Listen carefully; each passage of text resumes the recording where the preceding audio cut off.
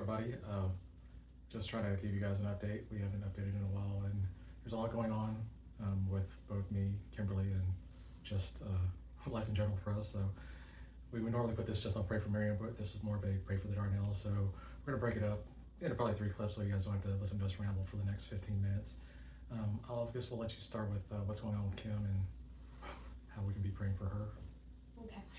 So if you haven't heard me speak in a while, I've been having a lot of difficulty breathing. It all started, I've been coughing for quite a long time. I'm pretty prone to coughing as it is. And I really put it off until last December. I talked to my primary care physician about it. He suggested I get an x-ray. It was completely normal. Then he suggested I get a pulmonary function test. That was to assess if I had asthma, which I've never been officially diagnosed with. And surprise, surprise, it was not asthma. It was perfectly normal. They could not induce asthma no matter what they tried. So I put it off for a really long time still. My job changed, been very, very busy. But then I started wheezing in addition to having this cough, and it's just been getting worse, progressively faster. And actually I sound a lot better now, but long story short, I went last week to see a cardiologist. It was my regular, normal, already planned cardiology appointment. And the doctor listened to my lungs. I was like, listen, do you hear it? And he says, oh yeah, I hear it. It's not your lungs though. It's something here in your windpipe, and you need to see an ENT. And so Marion luckily was able to get me into an ENT the very next day. And they put a scope through my nose down to my throat and past it. And he saw something. And he sent me to a specialist at the Houston Methodist ENT. Didn't you call it subglottic stenosis? Stenosis. I'll look that up. And so, anywho, I went, Marion was able to get me in the very next day. Luckily, right before he called, there was an appointment cancellation. Otherwise, I would have had to wait over a month. And honestly, I don't think I would have made it that long. I would have had to find somebody to deal with this because it was just getting worse. He scoped me.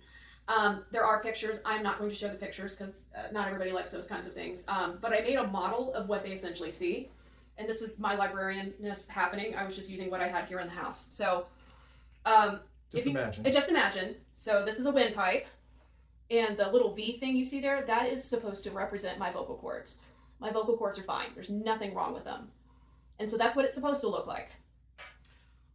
What they saw when they put the scope in me was that.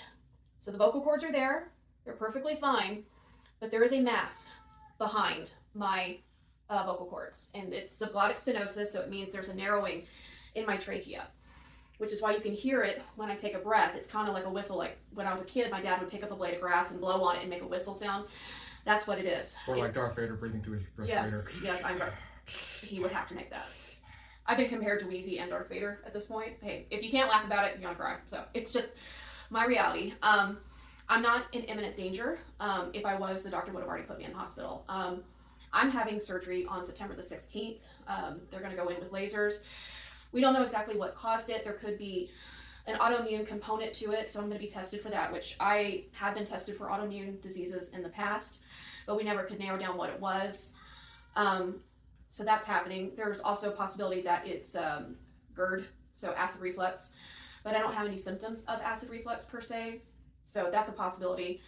I'm really, really blessed that I found the right pulmonologist finally, and I got into the ENT, and I'm in a good specialist's hands who immediately knew what was going on, and I'm gonna get that worked on, and with any luck, I'm not gonna have any damage to my vocal cords, and hopefully this is not the condition where it's going to come back frequently, because I've been doing a lot of reading about it.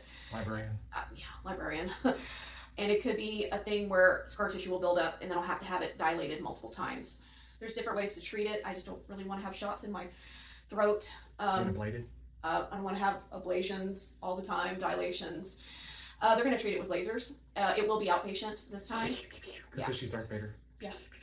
Hey, if I do this, I wish I at least had the force. So anybody who's like making fun of me, I could just use the force on them. So they'll feel what it's like to be breathing through a straw, because that's kind of what it's like sometimes. I know what it's like to breathe through a straw. Yeah, but not everybody's had that pleasure. So that's what's going on with me. Pretty short. So yeah, just keep me in your prayers. This will be my first, I guess, big surgery. I haven't really had a surgery. I will be intubated at the end of it, I was told. Possibly. Which I'm not looking forward to that part. Or you could be trached if it was an emergency. Yeah, if it was an emergency, I could get a tracheotomy. Don't really want to do that either. I don't think it's going to be that. I don't think it's going to be. It's going to be perfectly fine. So thanks for praying for me on this one, and I'll end this video, and then we'll go to the next bit of Darnell drama in the house.